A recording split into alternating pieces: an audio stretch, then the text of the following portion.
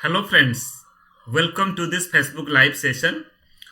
Let me to introduce myself. I Dr. Niradhar De, Associate Professor, School of Education, Indira Gandhi National Open University. Welcome you all today's Facebook live session that is on one of the important course of MA Education program. Course title is Educational Research and course code is MES016. This is included in the first year of your MA Education program. And today we are going to discuss the fourth block. Block title is Data Analysis and Interpretation. And in this block, that is in the fourth block, today specifically we will discuss the 14th unit, Unit 14, that is Analysis of Quantitative Data. And as you know, analysis of quantitative data is a very large concept. You will find many statistical applications you have to use, you have to understand for conducting your dissertation work. So that's why it is not possible to discuss all the quantitative data analysis technique in one session. So that's why particularly today I will discuss few parts of quantitative data analysis, and in my subsequent sessions I will be discussing the other quantitative data techniques. So friends, as you know, in my earlier sessions I discuss about a very brief about the MA education program, because what I have observed every time new MA education learners they are getting included to this Facebook live session of IGNOU MA education learners. So for them, let me to give a very brief overview about this MA education program, and then after we will enter to discuss detail about our today's session. As you know that MA education program, the eligibility of MA education program is a bachelor's degree in a discipline with or without a degree in education from a recognized university. At least one should have a bachelor's degree in any discipline. And further, so far as credit is concerned, the program is having 68 credits. You have to study 34 credits in the first year of this program and 34 credits in the second year of this program. Total duration of this program, that is the minimum duration is of 2 years and maximum duration is of 4 years. You have to complete your entire program, all the components and courses, dissertation of this program in the maximum duration of 4 years. But I will request to all our learners that you should try to complete your program within the minimum duration of the time, that is 2 years. And as per the IGNOU practices, MA education program is offered both in the January and July session of every year. And let me to say now for July 2021 session, registration is going on, online admission process is going on, and the last date of admission is till 30th of September 2021. There is the online admission portal is there in the home page of IGNOU website. If you have not registered yourself, you have not enrolled yourself, so do visit the IGNOU website and follow the instruction in the admission online portal, how to log in yourself and how to fill the admission form, and by following the instruction you can take direct admission. So now online admission process is inactive. You can take admission. And further, the medium of instruction of this program, the self-learning material or the medium of instruction of this program is English. However, one can write their assignments, term and examination and dissertation in Hindi medium. मैं हमेशा कहता हूँ students का बहुत response मुझे मिलता है, and they ask question that whether sir we can write assignment in Hindi, whether we can appear term end examination in Hindi, and whether we write our dissertation the project component of this program in Hindi or not. So let me to clear that though medium of instruction is English and इसका जो self learning material जो है ये English medium में develop हुआ है, पर आप स्वतंत्र है, आप चाहे तो आपका जो असाइनमेंट है ये हिंदी में लिख सकते हैं, टर्म एंड एग्जामिनेशन भी हिंदी में आप अपीयर हो सकते हैं, और जो डिसर्टेशन कंपोनेंट है, जो प्रोजेक्ट है, प्रोजेक्ट को आप हिंदी में भी लिख सकते हैं। पर मैं आपको बता दूं, असाइनमेंट का जो क्वेश्चन है और टर्म एंड एग्जामिनेशन का जो क्वेश्चन है ये हम दोनों लैंग्वेज में देते हैं, इंग्लिश में देते हैं और हिंदी में देते हैं। ठीक है, तो जिस लैंग्वेज में आप कंफर्टेबल है, आपको सुइटेबल लगता है, उसी लैंग्वेज में आप लिखिए, particularly assignment, term end examination and dissertation. And further, so far as program fee is concerned, the total program fee of MA Education program in this July 2021 session is 18,400. You can pay it in 2 installments. That is at the time of enrollment in the first year of this program, you have to pay 9,200.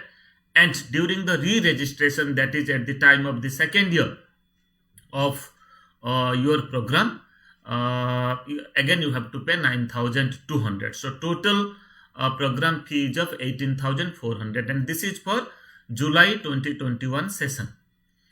So far as different courses are concerned in this program, you will find that MA Education program comprises in 4 groups of courses with differential weightage. Okay, 4 groups are just like Group A, that is basic course on education. Group B is core courses, Group C is courses on knowledge generation in education, and Group D is specialized areas in education. So friends, 48 credits of courses, 68 credits of courses in MA Education program is further grouped in 4 different groups, organized in 4 different groups. You have to study different components in 4 different groups, and further we will discuss that what are the courses you will study in Group A, Group B, Group C and Group D. Let us go forward. You see in Group A, that is basic course on education, you will find only one course is there, that is MES 011. The course title is Understanding Education. This is a 4 credit course and you have to study this course in the first year of this program. And further, under Group B, this is the core courses, the group of core courses. In this group, 4 courses are included and you have to study these 4 courses that is in Group B, that is in the first year of this program. The courses are just like MES 012 Education, Nature and Purpose, MES 013 Learning, Learner and Development, MES 014 Societal Context of Education, and MES 015 that is Operational Dimensions of Education. So all these 4 courses are of 6 credit weightage each. So total 24 credits you have to study from this group, and this is included in the first year of this program. Then under Group C, Group C is courses on knowledge generation in education. In this group you will find 2 courses are there, and this is particularly for creating new knowledge, for conducting a research. First of all, to understand educational research, to develop theoretical construct in educational research, and then after how to apply the theoretical knowledge and understanding and the theoretical construct that you have studied from educational research, how you can apply it by conducting a study, by conducting a research. That is the dissertation. That is the practical skill and competency based dedicated course of this MA Education program. So that's why friends, in this group 2 courses have been included. One is MES 016, that is educational research. This is a 6 credit course and you will study this course in the first year of this program. And MESP 001, this is the practical oriented course. The course title is dissertation. You have to do a project, a small research, and you have to write a report. Okay. And this dissertation you have to study in the second year of this program, and this is a 4 credit course. So total 16 credits course you have to study under Group C, that is courses on knowledge generation in education. Then under group D, that is specialized areas in education, you will find that five different specialized areas in education courses are there in MA education program. In the second year, what you have to do, you have to select any one specialized area, and under that specialized area, you have to study all the courses that are included. Just like higher education is one area, distance education is another, educational management is the third area, educational technology is the fourth area, and adult education is the fifth area. So what you have to do, the learners have to select any one area among the 5 areas and have to study all the courses in that area. Total credit in each area is of 24. Okay, so let you have selected higher education, you will find that 4 courses are included in the area of higher education. So what you have to do, you have to study all the 4 courses of the specialized area of higher education. Okay, and further, let another student has select distance education as the specialized area. So what you have to do, 5 courses are there in distance education. You have to study all the 5 courses that is included in distance education. Particularly, here you see these are the 5 in the first column. You will find that the 5 specialized areas of courses are there: higher education, distance education, educational management, educational technology, and adult education. And under each area, these are the courses. Just like under higher education, 4 courses are MES 101, 102, 103, and 104. Accordingly, you will find courses that are included in other specialized area. So you have to study all the courses that are included in one specialized area. Okay. So here, you shouldn't, take few courses from one area and few courses from another area. Just for few seconds, please.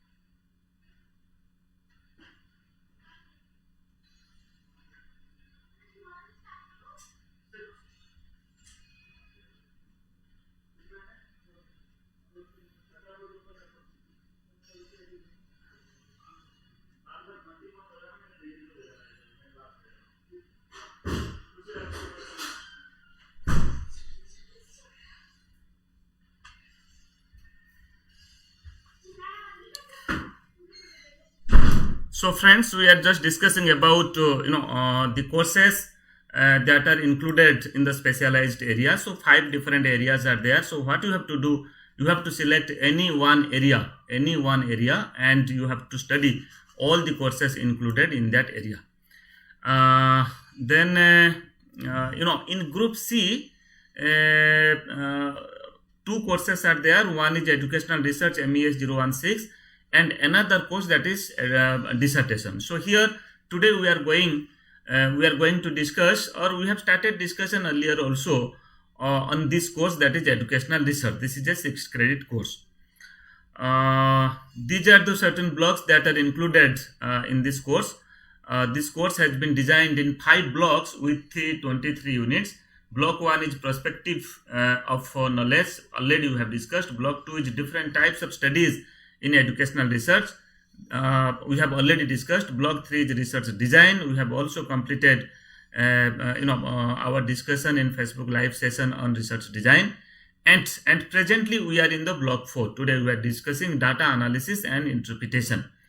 And block 5 is research reports and application. Further we will discuss.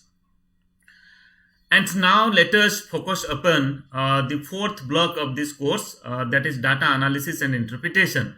Here you will find in the 4th block Six units are there: Unit 14, 15, 16, 17, 18, and 19. Unit 14 is analysis of quantitative data, descriptive statistical measures, selection and application. Today we will discuss. Then Unit 15 is analysis of quantitative data, inferential statistics based on parametric test. Unit 16, analysis of quantitative data, inferential statistics based on non-parametric test. And Unit 17, that is analysis of qualitative data. Okay, so both quantitative and qualitative data are discussed in this block. And Unit 18 is data analysis technique and qualitative research. So how to analyze data, particularly the qualitative data. Okay, if in your research there is the scope and you have collected data by using the qualitative method, then how to analyze it. And further, Unit 19 is computer data analysis. So how to use computer for analyzing data. So these are the certain important units. It is included in this block, that is data analysis and interpretation. So friends, now let us focus upon some of the important aspects of Unit 14, that is analysis of quantitative data, descriptive statistical measures, its selection and application. So friends, when I talk about analysis and interpretation of data, okay, so here two types of data we get in our study when we conduct a study, when we do a research in education. So there is the scope to get qualitative data, and also there is the scope to get quantitative data.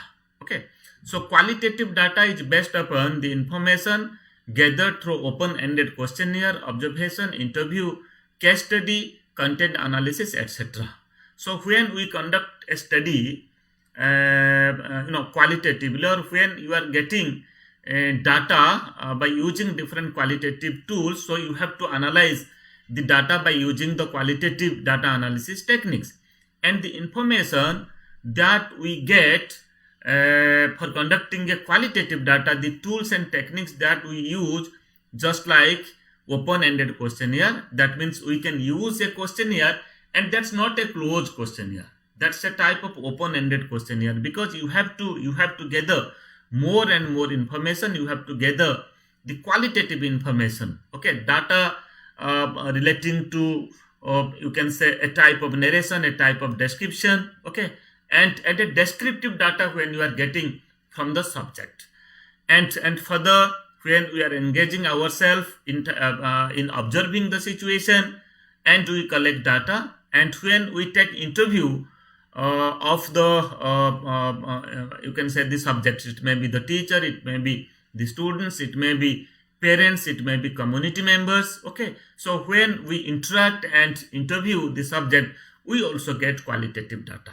And friends, when we do a type of case study, okay, when we deeply analyze a single case, it may be on a person, or it may be on any institution, okay, so that institution may be a case for us.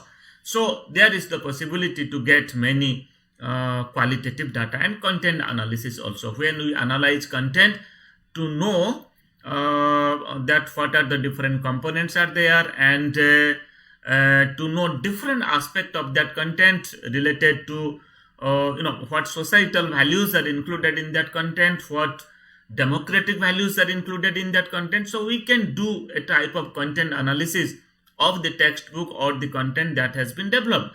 So when we do such things, we get a type of qualitative data. And further, how to analyze qualitative data, we will be discussing in this block in subsequent units. And so far as quantitative data is concerned, we can say that quantitative data is based upon the numbers, that's called as the score, and frequencies.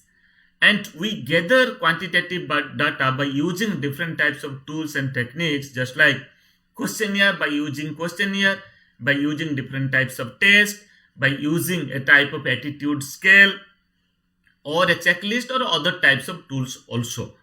So in quantitative data, either you will get data in terms of numbers or in terms of frequencies.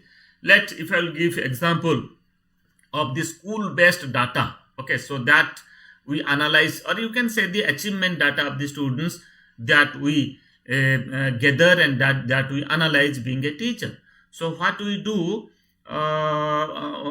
we get certain raw scores. Let the students in mathematics or in social science or in language and literature, they scored, let one scored 40, another 45, then 62, 75. So these are the individual scores. These are the certain numbers you can say. And by using these numbers, we can analyze the data. Okay, so that's why. And many a time also we get data in terms of frequencies. So here two types of things. One is in number and other is in frequencies. One is in scores, other is in frequencies. So what type of statistics we supposed to use for analyzing quantitative data when we are getting data in terms of scores or in terms of frequencies? And we can use a type of test just like achievement test, intelligence test, creativity test. Okay, so by using different types of tests, we can get data from the subject, and further quantitatively that can be analyzed and interpreted. Even if in the questionnaire, in a closed form of questionnaire, we can get certain quantitative data. And by using a scale, we can also measure the attitude of the students, of the teachers, of the parents, of the community members, okay, and attitude of the colleagues. So you will get, when you use scale, you will get a scale value. You will get certain score of that scale. Okay, let it is a Likert types of attitude scale. You will get scores in 5 different ratings, just like the attitude of a person on any aspect. It may be strongly agree or undecided or disagree or strongly disagree. So you can also score if it is a positive item, how you will score, and if it is a negative item, how you will score. So further we will discuss, and I think I have already discussed when I was talking about different tools and techniques that we use in the block 3 in research design of this course, educational research. I have already discussed a rating scale. Okay, so here by using a rating scale, we can get quantitative data, and further we can analyze and interpret the quantitative data. And this is the most important thing now, that both interval and ratio scales are used in quantitative data analysis. So what scale we can use? So we can use 4 types of scale I have already discussed. That is nominal scale, ordinal scale, interval scale, and ratio scale.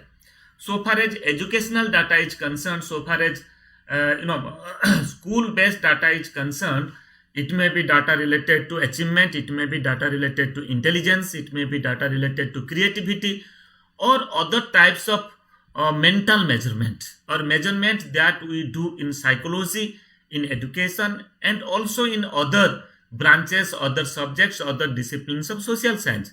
We use a type of interval scale, because in interval scale, though we said that there is a 0 point, but that 0 point is a type of arbitrary 0 point or a relative 0 point.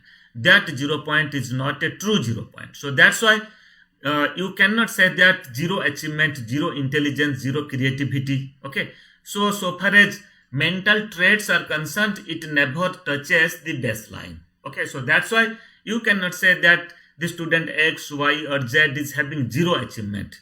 Okay, so let it is a test of mathematics. Let a student has made wrong to all the questions in a test of mathematics, and technically the student got a 0 score, but you can't say that so far as his mathematical achievement is concerned, it is 0 achievement. If you will give another test, that student may solve any one question and may get a few scores also, a grade also. So that's why you cannot say that there is 0 achievement or 0 intelligence so far as human attributes or the mental attributes are concerned.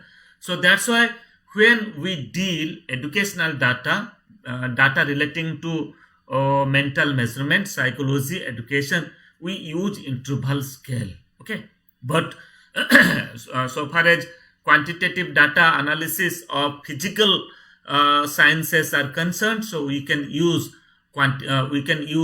ratio scale, because here in physical measurement, in physical sciences, there is the existence of a true zero point. Okay, so in physical measurement you can say true zero measurement, but not in mental measurement.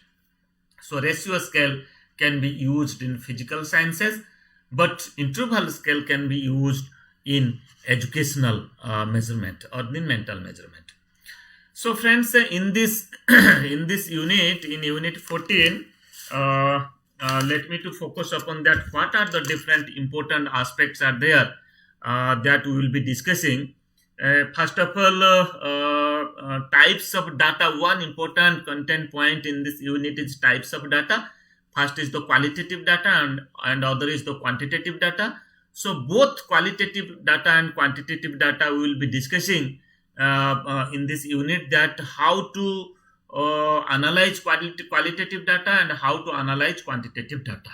Okay, and further, the second important content point of this unit is concerned, that is graphical representation of quantitative data. So friends, when you are getting quantitative data, how can you analyze quantitative data? By using different types of graphs, by using different types of figures. Okay, so that's why by using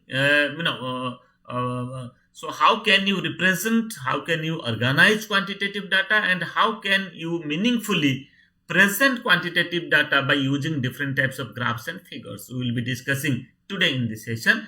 And the next content point is in this unit, in unit 14, that is descriptive statistical measures. So what are the different descriptive statistical techniques that we will be using for analyzing the data? Okay, so that is first point is that is included in this unit, measures of central tendency or average. So we can do it by using mean, median and mode.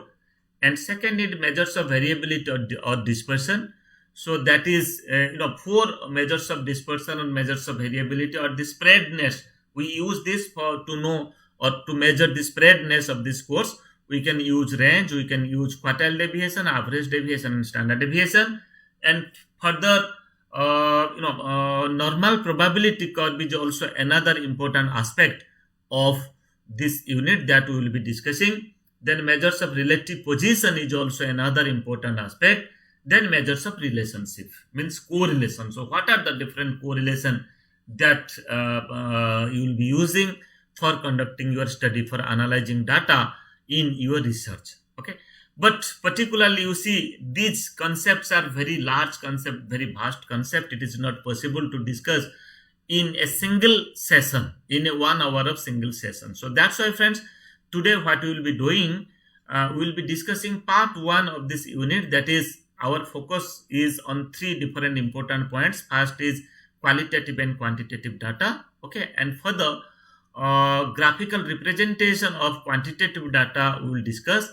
And the next in this session we will discuss measures of central tendency, particularly the mean. So how to understand the mean, to understand the average score, and how to calculate the average score by using different techniques. So we will confine ourselves in these content point today, and in our next session we will be discussing the other aspect of quantitative data analysis that is included in this unit. So now let us focus upon graphical representation of quantitative data.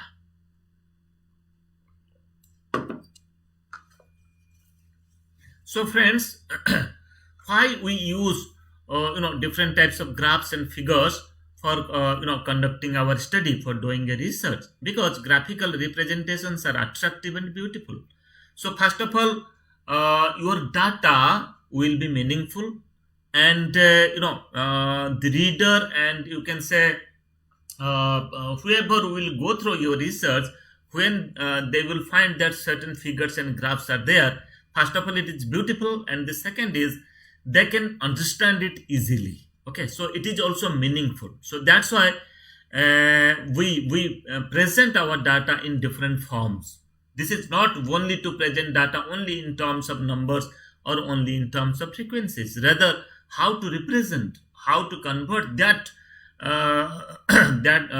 convert that quantitative data in different types of figures. Okay, so that's why to make our research meaningful, to make our research understandable for the reader, we do it, and it helps for easy visualization and appealing to the eyes. So easy visualization, so you can when you'll observe, when you'll watch a figure, within few seconds you can easily understand. It may be a histogram, it may be a pie chart, but for expressing that things, for describing that things, you have to write a description, you have to write many lines. So friends, when you are using the figures and graphs, then definitely you are just putting certain more meaning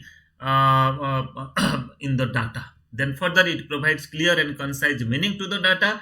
Then graphical representation facilitate trouble-free interpretation and judgment. Okay, and further it gives bird's eye view on the entire data, and it is easy to construct also.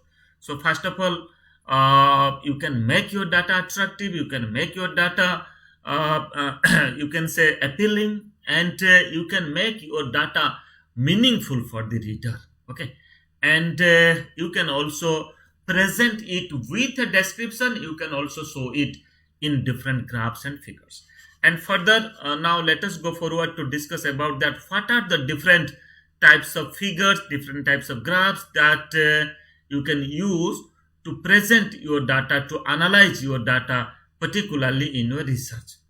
So far as different types of graphs are concerned, I can say that one is the pictograph, or that's called as a pictogram, and second is bar graph or bar diagram, and third is circle or pie graph, and the fourth is line graph. So all these types of graphs can be used for analyzing your data, for interpreting your data. Okay, so now let us discuss one by one the concept of each and every graph and how we can use these graphs so far as your research is concerned. First, let us focus upon pictograph or pictogram. The pictorial presentation of statistical data is known as pictograph or pictogram. So friends, you have the statistical data, it may be in terms of numbers or it may be in terms of figures. So when you are representing your statistical data by using a picture, that we can say that it is a type of pictograph. So you have made certain pictures, and your picture is representing certain characters, certain characteristics. Okay, so further we will discuss that what are the different characters or characteristics that the picture is depicting, is representing.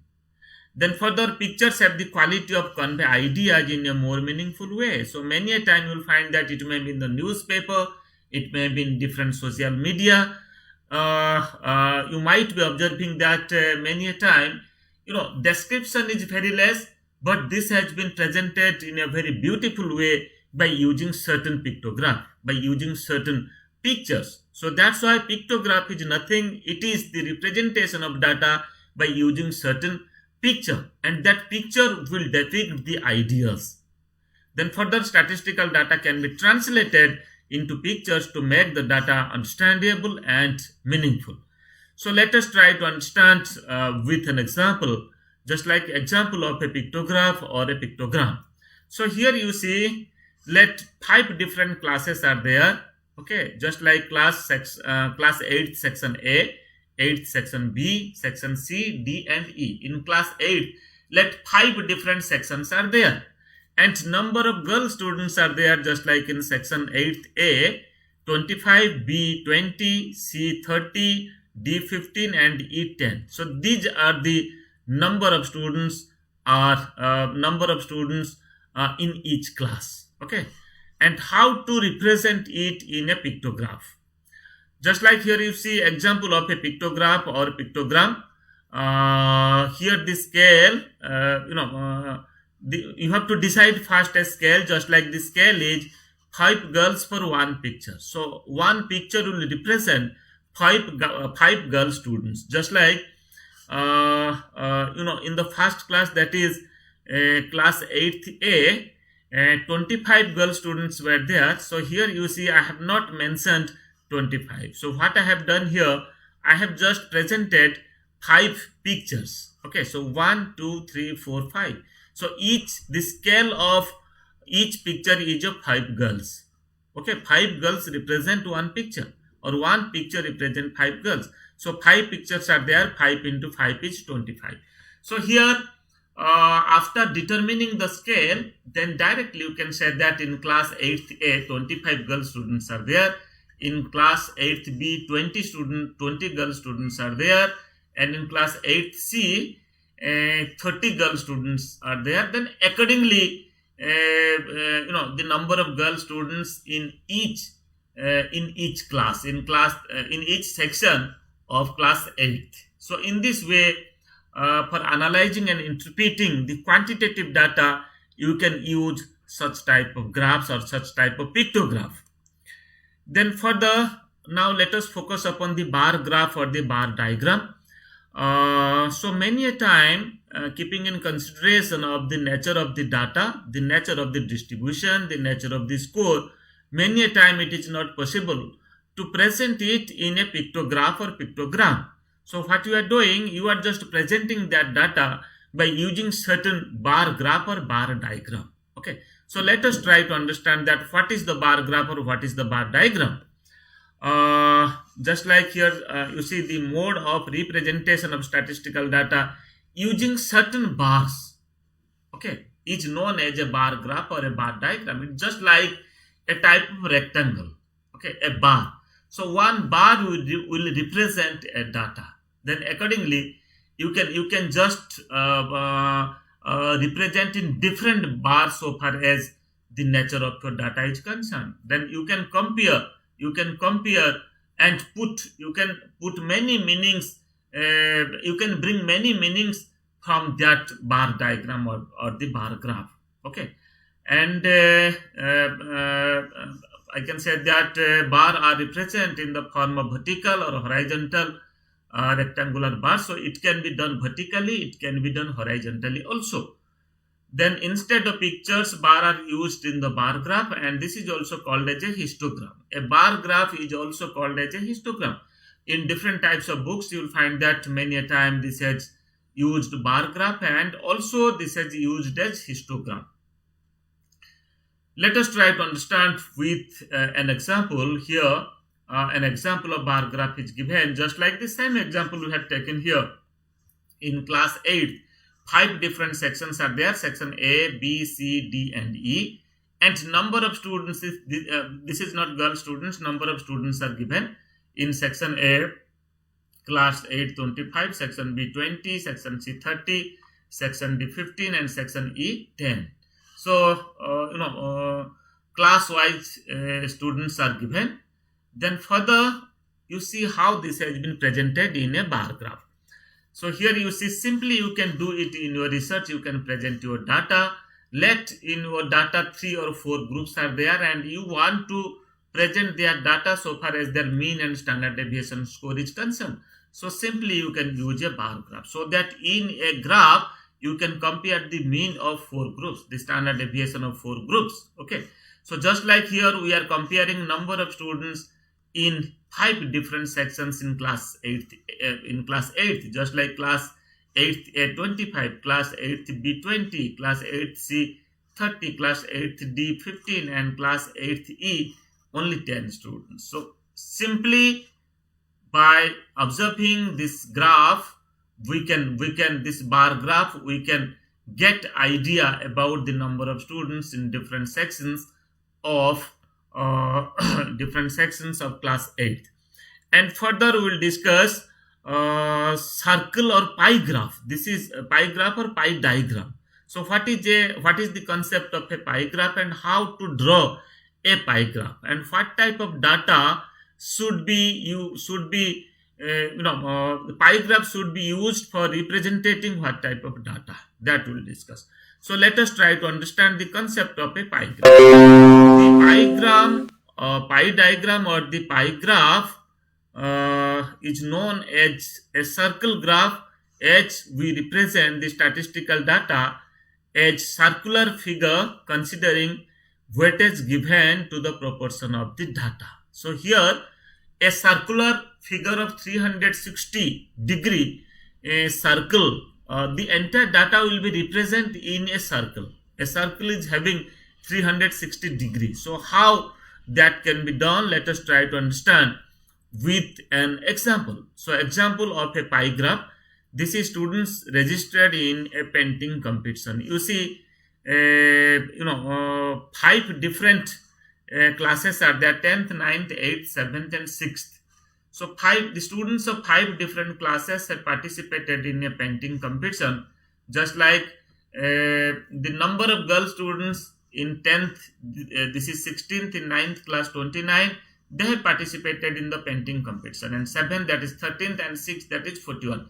Total 135 students have participated in the painting competition, and we want to represent this data in a pie diagram or pie graph. So how can you do this? Here you see percentage of students in each class registered for painting competition. Just like in class 10th, what you have to do, you have to find out that what percentage of students of class 10th they have participated in the painting competition. So 16 students have participated from class 10th, and total student is 130. So to calculate the percentage of 16 out of 135, that is 16 divided by 135 into 100. So this is 11.85. To round off it is 12%. Then again, in class 9th, 29 students have participated. So 29 divided by 135 into 100, that is 21%. Class 8th, it is 27%. Then 7th, it is 10%. And 6th, it is 30%. So we have now calculated the percentage of students who have participated in the painting competition. So now you see, this is a pie graph, this is a pie diagram, and so far as different classes are concerned, here you see in class 10th, 12% participated in class 10th, class 9th 21%, class 7th, class 8th 27%, then class 7 10%, and class 6 30%. Okay, if you will go to the last slides, you see 12%, 21%, 27%, 10%, and 30%. So accordingly, you can represent the entire data, that how many students, how many percentage of students in different classes they have participated in a painting competition. So this is the figure. This is the overall picture of the painting competition of the students, the participants of painting competition of different classes. So in this way, you can also use certain figure, you can also use certain pictogram, certain pie diagram for representing data for your study. Next, now let us focus upon line graphs. So what are the different types of line graphs we can prepare, we can use for analyzing and interpreting our data? So now let us first understand the concept of a line graph.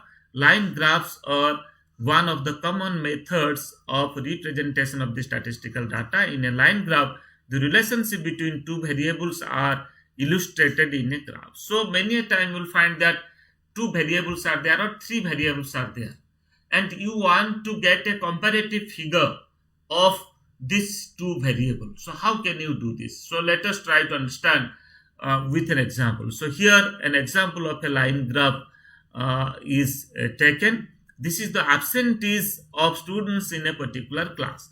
So how many students were absent in a particular class in different days in a week, you can say, just like your days are in Monday, Tuesday, Wednesday, Thursday, Friday, and Saturday.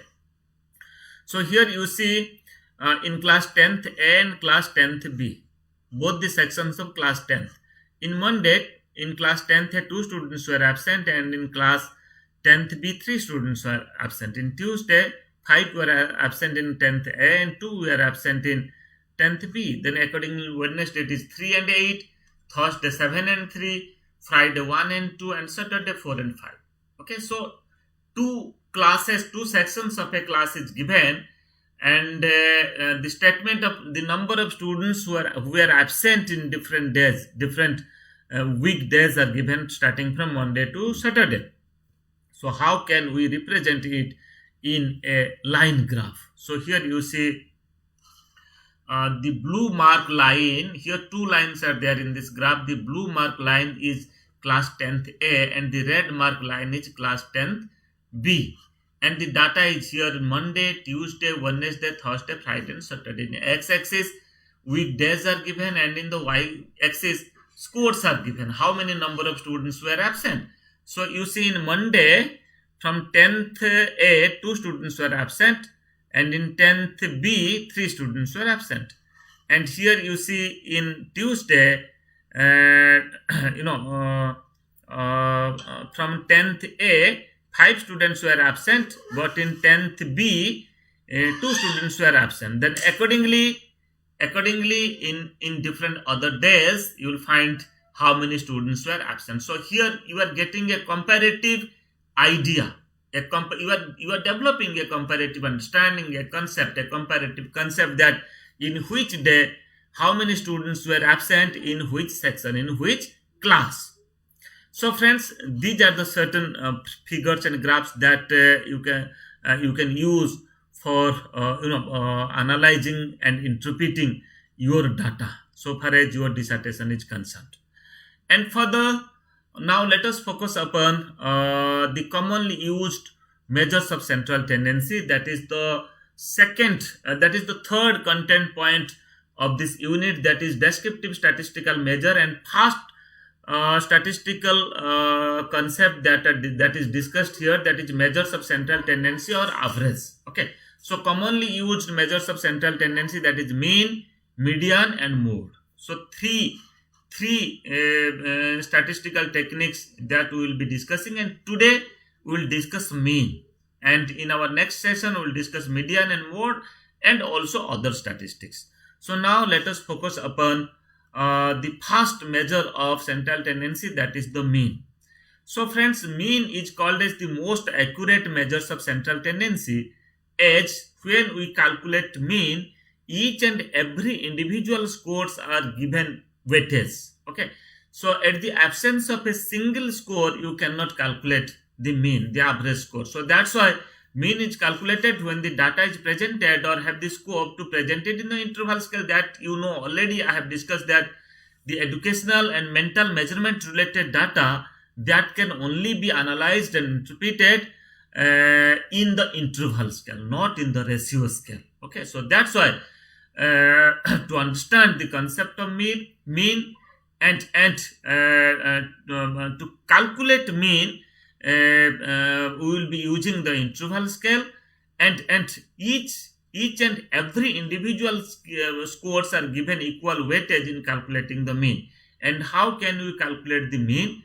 So what we will be doing, you have to add all the individual scores or all the raw scores, and you have to divide it by their total number. Okay, so let us try to understand that how to calculate mean. So calculation of mean for ungrouped data. So how can you do this? When data is represented in individual scores, mean can be calculated by adding all the raw scores and dividing it by the total number of the raw scores.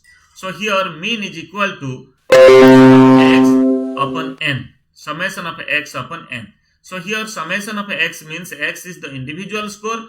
So you have to add all the individual scores, and n is the total number of the cases. So you have to divide the addition of all the individual scores with their total number to find the mean score. Let us try to understand with an example. Here you see the individual scores are given very quickly. You all are the adult learner. I shouldn't discuss with full detail, but let us discuss with an example, just like, because the students, they are from different social science and other background, so that's why they should understand it, because they have to apply it, they have to do it in their research. So individual scores are given just like 15, 37, 22, 11, 40 accordingly. So total number of scores are here 10. 10 scores are given. So how can you calculate mean? So you have to add all these 10 scores, that's called as summation of x upon divided by their total number is here 10. So if I will add all the individual scores, it is 281 and divided by 10, that is 28.1. So mean is here 28.1. And now let us further discuss that when individual score is given, that is the ungrouped data. In ungrouped data, the data is not grouped, individual score is given or raw score is given, but certain frequencies are also given under each raw score. Let a raw score or let a score is 50, 3 students have secured the equal mark 50. Then accordingly in your group, let a particular score is secured by more than 1 students. Okay, so how can you do this? So for it, that is calculation of mean when scores and frequencies are given, just like mean is summation of fx, f into x divided by n. So summation of fx means it is the summation of frequencies multiplied with the scores.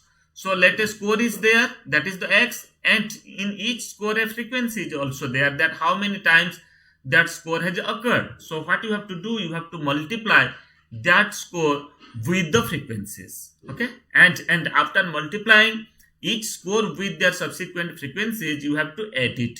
Then after adding it, that's called as the sum of.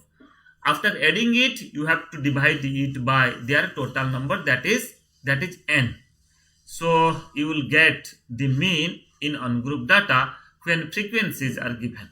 So let us try to understand with an example. So here you see scores are given. Okay, so this is called as x, 25, 31, 33, 42. Accordingly, individual scores are given, and here you see frequencies are given. So total number of frequencies here 60. Just like a score 25, its frequency is 3. 31, its frequency is 7. 33, its frequency is 9. 42, its frequency is 12. That means 12 times the score 42 has been occurred 12 times. So total number of frequencies here 60. So what you have to do, so far as the formula is concerned, this is summation of fx. Okay, so this is the x, this is the f. Fx means here 25 into 3 is 75, 31 into 7 is 217, 33 into 9 is 297. So you have to multiply the frequencies with the individual score, and after multiplying all the frequencies with their subsequent individual scores, you have to add it, that is summation of fx. So here in this example, summation of fx is 2583. Okay, and how to calculate mean here? Here you see this has been calculated.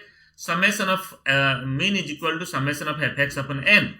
Summation of fx is 2583. In the earlier slide we have already discussed, and total number of cases is 60. So here you see total number of cases are 60 and summation of fx is 2583. So simply divide 60 by 2583, it is 43.05.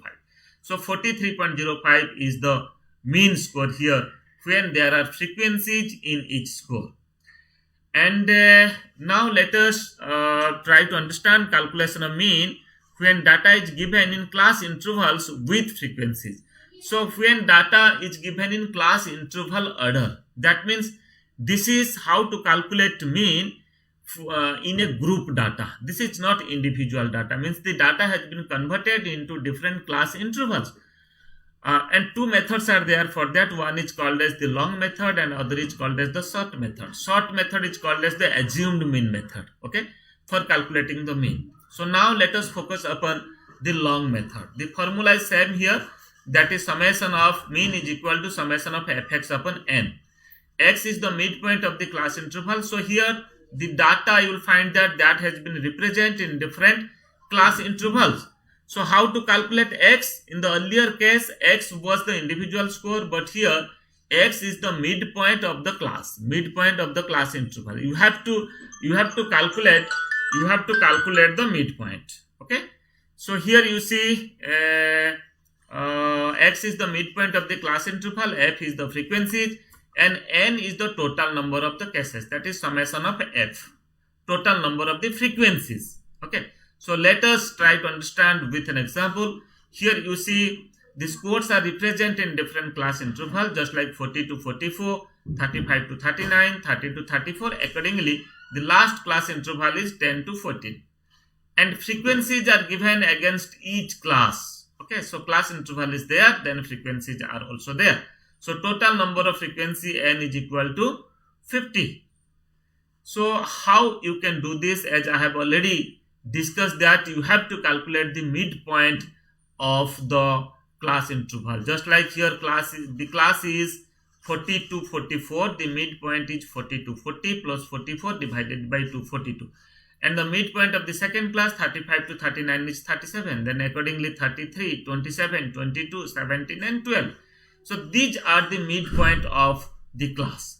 And after getting the midpoint, what you have to do further, you have to multiply the frequencies with the midpoint. Just like 3 into 42, that is 126, 5 into 37, that is 185, 10 into 32, that is 320, 14 into 27, that is 378, 8 into 22, that is 176 accordingly.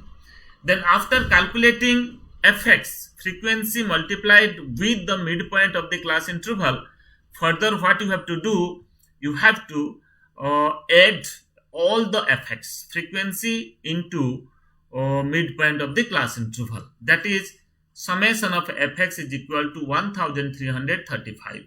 Okay. So now you have to put these values in the, just like here, mean is summation of fx upon n. Summation of fx is 1335 and total number of cases, that is n, or total number of frequencies is 50. So 1335 divided by 50 is 26.7.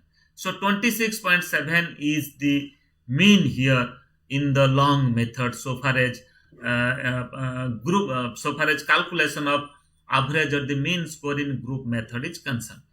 And another method is there for calculation of mean, that's called as assumed mean method or calculation of mean by using sort method. So what is the assumed mean method? So friends, this is called as assumed mean method because first you have to assume a mean, and by assuming that mean you have to reach at the real mean, exact mean. Okay, so let us try to understand that what techniques you have to use for calculating mean by using the assumed mean method.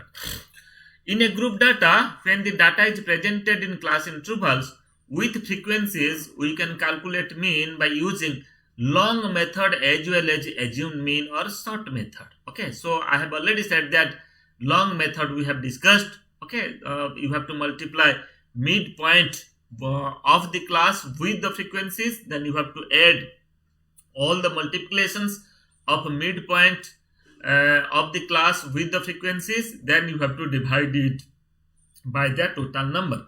And in sort method, that is also called as assumed mean method. In assumed mean method, we assume a class first, that your mean is in that class, and by assuming that class you have to reach at the mean. Let us try to understand with an example. So the formula that we use for calculation of mean in assumed mean method is it is mean is AM. AM is the assumed mean, and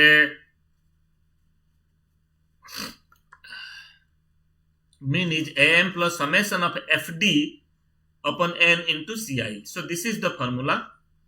AM is the assumed mean plus summation of FD. F is the frequencies, and D is called as the deviation from assumed mean. Okay, so here we have to find out that how to calculate the D, that is X minus AM upon the size of the class. Further we will discuss that how we will calculate it. And after calculating D, you have to multiply F with D, then you have to add all the multiplication of F and D, and further you have to divide it by their total number of the cases, that is N, into CI. CI is called as the class interval or size of the class. So what is the size of the class that we have to multiply? Then n is total number of cases and Ci is the size of the class. Now you see what are the different steps that you have to follow. You have to follow for calculating a mean by using the assumed mean method. Step 1, that is calculation of assumed mean. Assumed mean is generally the midpoint of the class having highest frequency. So friends, one distribution is there. So what you have to do, first you have to search that which class is having the highest frequency, and you will assume that in that class your mean is existing. Okay, and the midpoint of that class is called as the assumed mean. Step 2, calculate the midpoint of the class. So lower midpoint, how you will calculate? You have to add lower limit of the class with the higher limit of that class, and you have to divide it by 2. So lower limit of the class plus higher limit of the class divided by 2. Calculation of deviation, how to calculate the D after calculating the midpoint. So D, that's called as the deviation. It is the midpoint of the class minus assumed mean divided by size of the class. So midpoint of this class minus assumed mean. So assumed mean will be 1, but midpoint of the class you will find that every class is having a midpoint. That's called as X. So this is X minus AM upon Ci, size of the class. Further, we'll take one example and we'll discuss. Find out the multiplication of frequency and corresponding deviation and place the obtained value in the column headed by FD. Okay, we'll discuss it further. And after getting the FD, you have to add all the FD. That's called as summation of FD. Then you have to apply the formula. Let us go forward to understand it with one example. So here you see one example is taken here. Mean in assumed mean method. Class interval is given and frequencies are also given. 50 to 54 a class, frequency is 2. 45 to 49 frequency is 3. 40 to 44 frequency is 5. So accordingly you will find that 10 to 14, the lowest class is here. 10 to 14 frequency is given.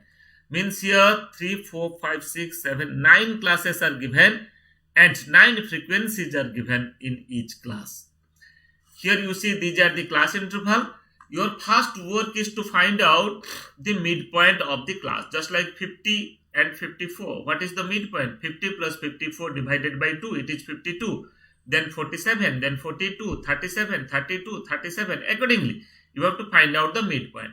Then after getting the midpoint, your next work is frequencies. So you see the frequencies. 2, 3, 5, 7, 10, 6, 4, 2, 1. So these are the frequencies. And now you have to calculate the deviation.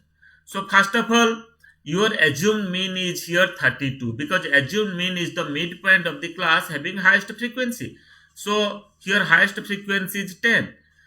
The class 30 to 34 is having the highest frequency. The midpoint of this class is 32.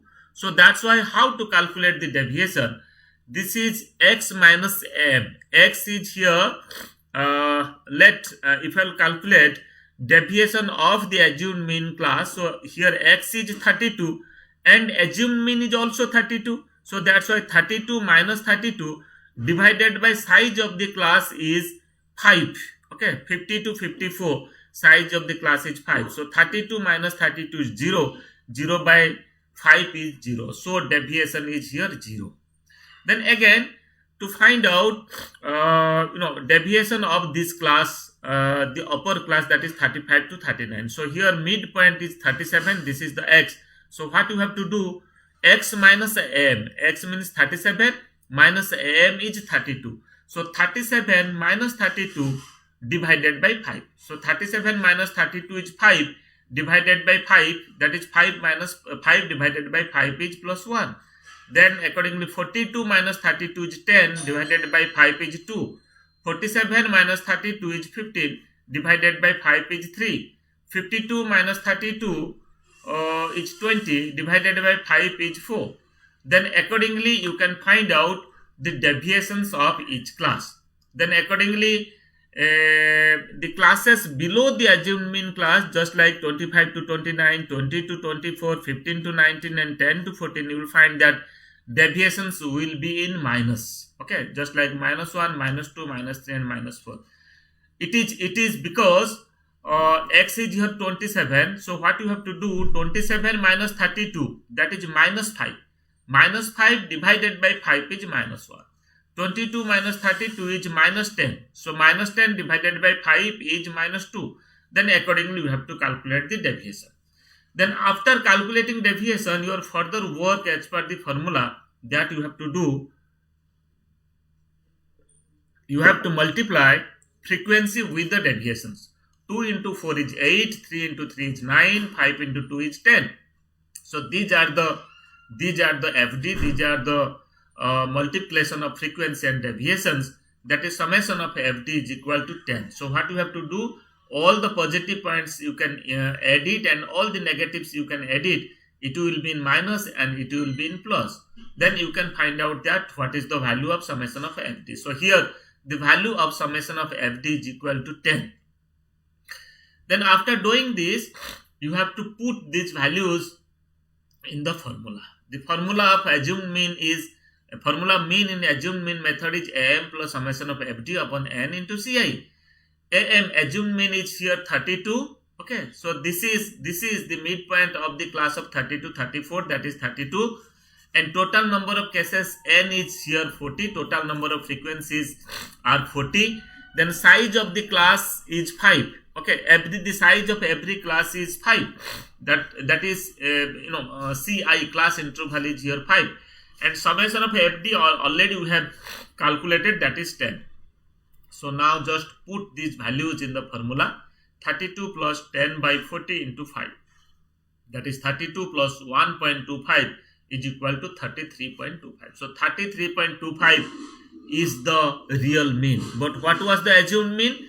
Assumed mean was 32. By assuming 32 as the mean, you reach at the real mean. Your real mean is not the assumed mean here. Your real mean is 33.25. Okay. So friends, by using these techniques, you can calculate mean. It may be in a long method, it may be in a assumed method, or it may be an ungrouped data, or it may be in a group data. Okay, you can calculate mean, and you can also use it in your research. Another important concept of measures of central tendency, particularly in the mean, that's called as the combined mean. Okay, so many a time you'll find that the data is given, or the mean score is given of more than one groups. Okay, mean score is given and with their number is given. So let mean score in 3 different sections of class 8th A, B and C. 3 means are there. So you cannot simply say that you add all these 3 means and divided it by 3 because 3 groups are there. You cannot just calculate the average mean of the 3 means. That cannot be the combined mean, because you never know the number of participants, the number of students or the number of subjects in each group. So that's why there is a concept of combined mean. Okay, so how to calculate the combined mean? If scores of many groups, that is different sections of a class, are given, combined mean can be calculated for accurate measures of central tendency across the groups and for its proper interpretation. So let us try to understand how to do it.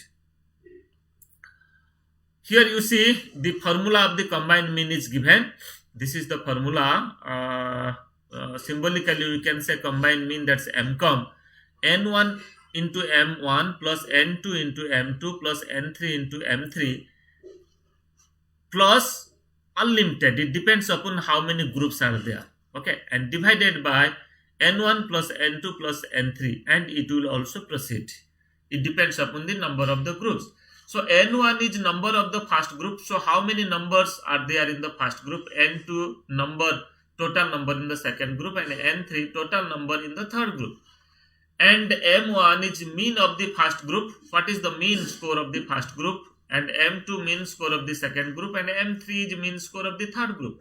So what you have to do, you have to multiply N1 with M1, that is N1 into M1 plus N2 into M2 plus N2 into M3. Let 3 groups are there. Okay, so you have to multiply total number of students, total number of subjects in each group with the mean of that group. Okay, and further you have to add add the multiplication of number and mean of all the groups, and you have to divide it by the total number of the students, total number of the cases, total number of the subjects of all the groups. It may be 3 groups, it may be 4 groups, it may be 5 groups. So how can you do this? Here you see, let us try to understand with an example. Here an example is given. Let in class 9th, 3 different sections are there, section A, B and C. In class 9th, 3 sections are there. Mean score of section A is 82, section B is 65 and section C is 70. Let in any test, in any examination, this is the mean score of different sections of class 9th. And number of students in different section varies. Here number of students are not same.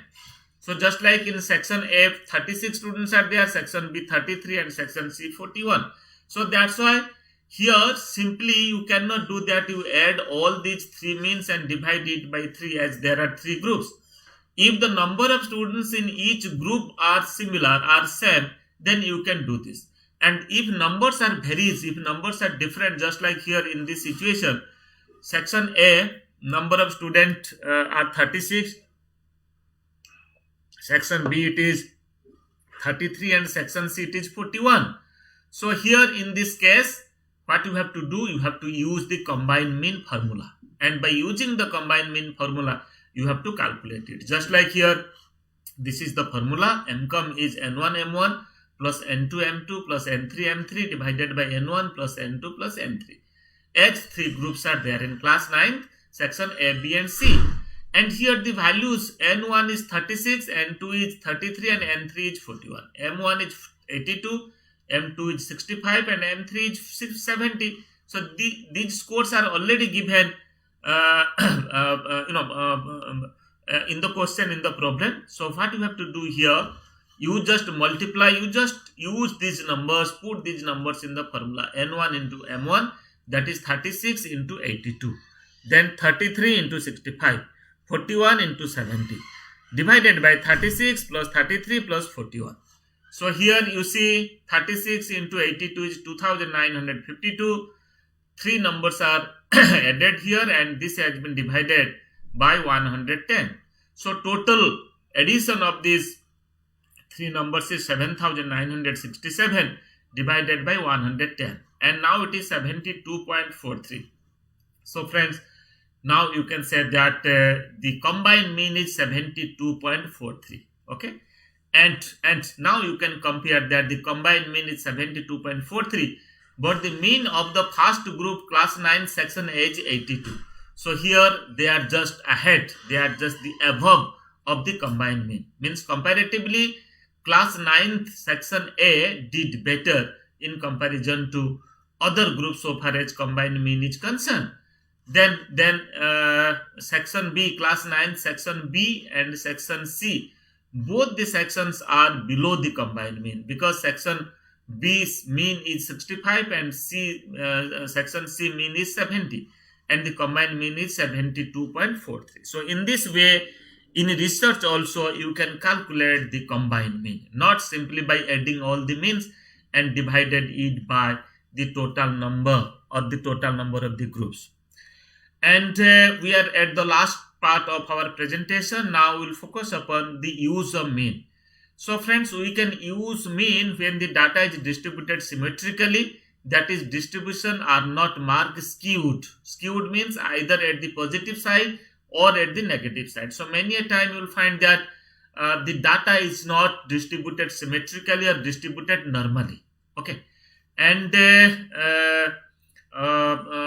data is when data is not skewed, you can use the mean. That will give an accurate and exact value.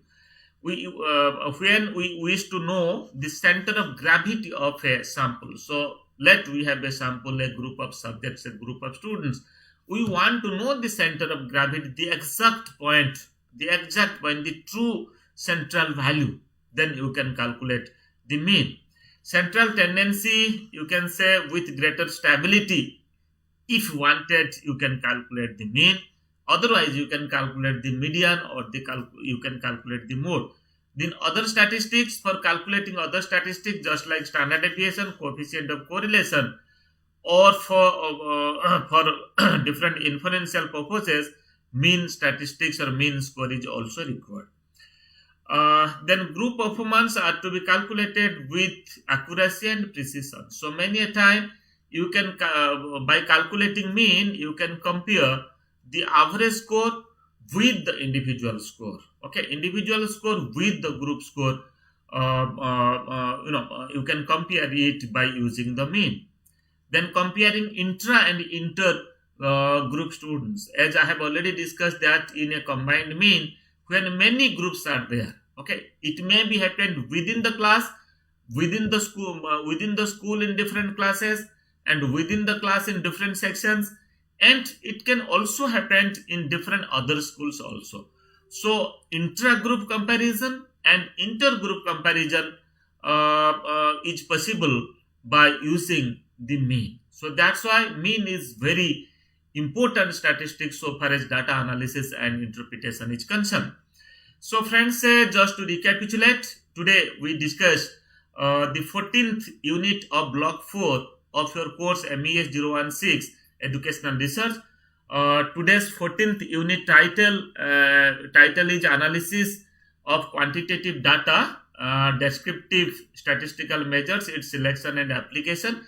And particularly we have discussed few content point of this unit, as this unit is a large unit and it carries lot of it carries you can say lot of concepts. So that's why we have not discussed all the content point of this unit. We have discussed the nature of quantitative data, nature of qualitative data, and further how can we use different types of graphs and figures for analyzing quantitative data, analyzing and interpreting quantitative data, and further how descriptive measures can be used, statistical measures can be used, and particularly we have focused upon on the average score today, on the mean scores today. So we discussed that how mean can be calculated in on-group data as well as in the group data by using the long method as well as by using the short method, and that method is called as assumed mean method. And further we have also discussed about how to calculate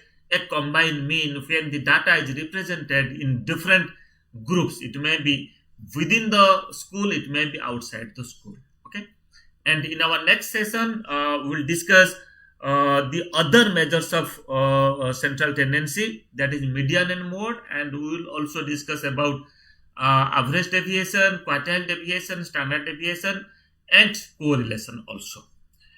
So friends, the comments that you have given, your queries, I will go through all your queries and definitely I will respond to all your queries. For further queries, you can write to me niradhar@ignou.ac.in. My intercom is 2994. You can make me a telephone call also, and you can visit my Facebook account, my YouTube channel. The name of my channel is Transforming Education, and also my Twitter handle. You will find more than 250 video lessons are there on different theme on education, on different theme on pedagogy, on different theme on mostly research in education. So that will help you further for conducting your study, for conceptualizing educational problem, for preparing your research proposal, and for conducting the study and writing your research report. Thank you.